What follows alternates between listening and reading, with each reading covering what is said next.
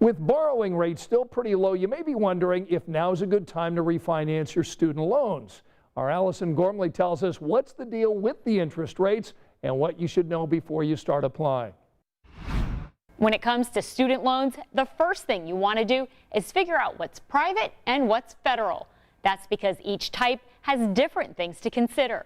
If your loans are federal, do not touch them until the government's pause on payments ends, said NerdWallet expert Cecilia Clark. Hold off until February. So right now, your federal student loans, you have no payments on them. So even if you get a lower interest rate than you normally had with your federal student loan, you can't beat zero. Refinancing federal loans could also jeopardize the protections in place. If you have federal student loans, you can get on an income-driven repayment plan, which will set your payments in accordance to how much money you make, how much expendable income you have.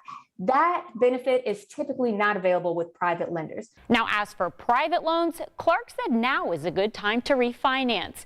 Unlike refinancing a home, there are no pricey closing costs or downsides, just possible credit hits that come with any loan inquiry.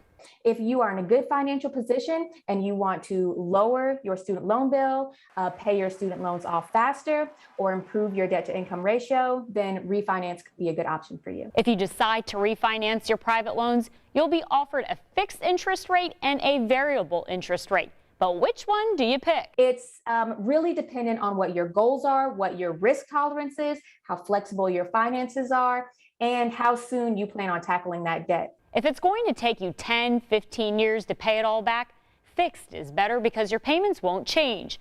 But if you can pay them off aggressively in a year or two, a variable rate might make more sense because it's often a lower rate. Just remember that it can go up.